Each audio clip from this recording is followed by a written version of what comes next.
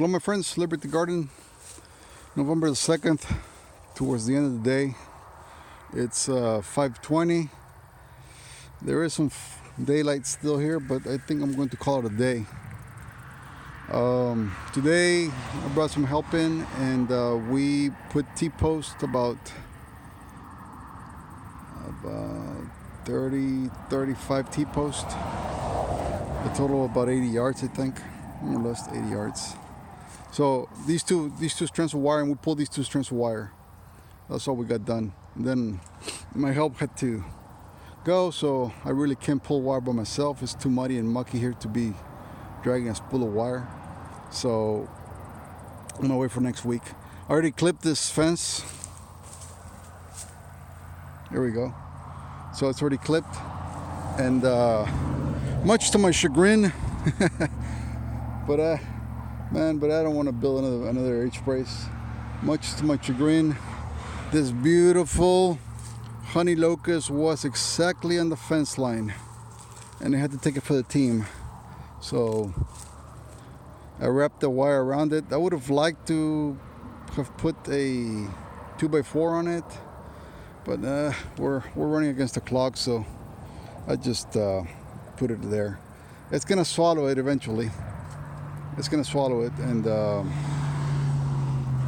if it ever pops the wire because it rots or whatever, I'll just retie here and pull again, because I also nailed the wire to this brace over here, so it's stapled here. So if this one for 20 years down the line, when the wire rusts and the hackberry swallows it, it will basically rust eventually. But it's tied. It's the wire is stapled to this post here. Okay, so no biggie. And the thing with the trees is that people think that the tree is gonna get choked, and the wire is gonna basically choke the tree to death and stuff like that. The tree will grow bark on top of that wire and swallow it, and it will be just fine. But it was just in such a strategic place, and such a nice post right there, that I said I'm just gonna use that thing. Anyway, so what we have here is that's the road right there, and from here all the way to where that big tree is, kind of leaning like that tree over there. It's about 300 yards, give or take. That, and all the way from this fence, you probably won't see it from here, but it's all the way across the property. That's a total of 30 acres. And as soon as I'm done putting these 3 more strand wires here, I need 2 more strands on this side. Here I got 3. I need 2 more, and clip them, and then the fence will be ready. Oh, so I wish I was here maybe for 4 or 5 days in a row just to finish this mess, but one day at a week is just kind of hard. But anyway, something about folk living in the country.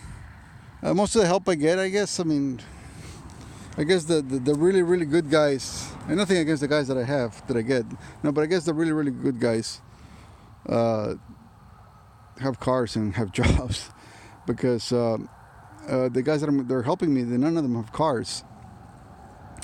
And I keep telling them, you would have a job every day of the week if you had a little car, because a lot of things that I need done here require you to come here on a weekday, and I can't be here.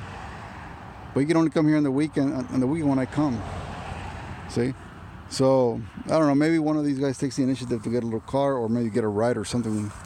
But for anybody out there, that lives out in the country, that lives out in get a car if you don't have one. Get a car, because a car allows you to mobilize yourself, allows you to get a job. There are so many jobs out there, and all you got to do is show up to work, and that's it. Just show up to work. Now I want to touch on something that Uncle Al was talking about the other day, about making some money and this and that, and making money on YouTube. And I mean, YouTube's a pipe dream, in my opinion. And he's right about it. If you get 10,000 users, yeah, you may start making some money like that with monetization and advertisements, etc. But there's so many other ways to make money that are less work intensive, I think, because I think having an audience of 10,000 people requires a lot of work from you. It's not like shooting a shitty video like mine and just putting it out there and you can get 10,000 people. You're not. You need to have some video quality, some editing, lighting, a lot of things, or your content's got to be super, super kick-ass, which most of our content is not that way, right? I mean, to me, content is king on YouTube. I'll listen to somebody with good content, like Uncle Al, for example. He's got really good content. I like his stuff. And even though his video is just him talking in front of a camera, right? But that's a niche. Most people like nice shots and nice editing and this and that. And, you know, it's like, I mean, I'm sure a lot of people would like to see how a fence is done. Well, I don't have time to show people how a fence is done. I more or less tell you what it is and the end product, but I don't have time to be setting up a tripod and this and that and filming, and, you know, I just don't have time for any of that stuff. It's not what I do.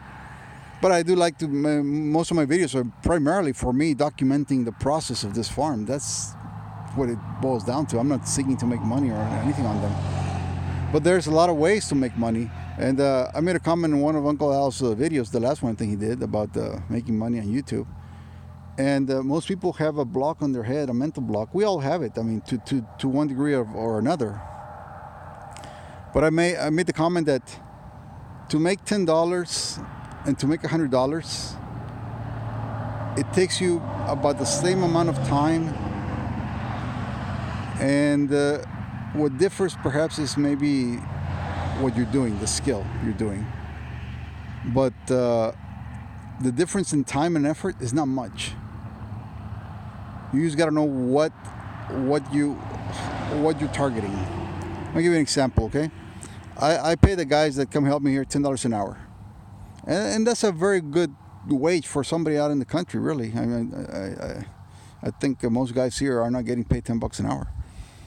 And I give them lunch and I pamper them and shit like that. And they're helping me out. And it's awesome. We both benefit. But they're busting their ass for 10 hours, and so am I. But I'm doing it for fun here. I'm not really making money out of this farm, really, other than the amount of equity I've gained and the amount of how much the farm has gone up in value.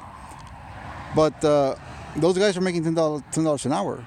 If they sat in front of a computer and got a little bit of an education, they could be making $100 an hour. Or they could be turning in projects that would give them about $100 an hour wage. And you ask how? Well, it's very simple. I mean, get some skills. I mean, you can go to Coursera, for example. Coursera or edX or Udemy. There's a bunch of places that teach you how to code, how to run Excel reports, how to run all kinds of software. And all these things require is a high school education. No more than high school skill math, no more than anything. You're going to be taught how to do a lot of things very fast for very little money. I mean, you can take a whole certification in coding, for example, Python coding, which is very much in demand, for under $500. Just imagine how much money you're going to put into getting equipment, cameras, blah, blah, blah, blah, blah, blah, blah, to get started doing videos, see people like your content, to see if you can monetize it to make some money. And the amount it takes you to do all that, you could have a certification under your belt in about 6 months, probably less, about 4 months if you really stick to it. Because if you don't have a job or you're at home, you can crank out one of those certifications in about 3 or 4 months. And you'll be a very good developer by then. And you can actually work from home and be making $40, $50 an hour easily. You know, you can get up to, the more you learn, the more you do, you'll get to 100 easy, because you're not drawing any benefits from an employer. You're not drawing anything. You're just a contract worker that you're going to get paid for the project. You're going to get paid for working for somebody that's in New York, and you're going to be out in your Oklahoma, wherever you live, and doing something for them. There's a crap load of jobs like that. Companies are just sometimes they don't have enough people to do things that need to get done.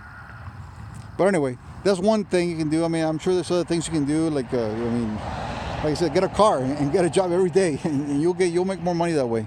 But I think that if you invest 3 or 4 months of your life intensively in trying to learn a new skill, either a new business skill, I say coding because that's probably the low-hanging fruit. You can learn to code very quickly, provided you can follow logical steps and you have some amount of logic, and I think most people have that. You can learn to code very, very easily, and you can do websites, for example. That's another one. You can learn to do websites and work for companies that remotely, and all you're doing is you're turning in your project, and that's it, and you're getting paid, and that's low-hanging fruit. And I mean, I had a kid here come work for me a couple of months ago. The guy wanted to be a cop. And then, why do you want to be a cop? Well, work at the government job, whatever, you know. Like, well, so why don't you? Yeah, so I asked him, did you finish high school? Yeah. So, are you good at math? Yeah. He said, I got straight A's in math. Okay, well, why don't you just learn to code? And you'll be making a lot more money than a cop. And I mean, he just looked at me like I was talking to him in Chinese, but that's because nobody has told him anything, right? But just go to these websites, Coursera or edX, EDX. Look them up, and they'll come up on your Google search. Look through the amount of courses that are there. Now you can pay for the certification, or you can take the course for free, still learn and not get certified. At the end of the day, nobody gives a rat about the certification. They care about your skills. And if you build yourself a portfolio of projects that you've done along the course, then you present that as your credentials. You don't need a certification that says anything. You say, hey, this is the code that I've developed, this is the project that I've worked on, and this is what I can do for you. And that's all you need, and you got your education for free. I mean, the internet has done wonders to make education free and available to anybody. And I mean, really, there's no excuse for not being educated in this day and age. And by education, I'm not talking like, the classical education where we learn Shakespeare and this and that. I'm talking about having a skill that's marketable, that's in demand, that you can put out there.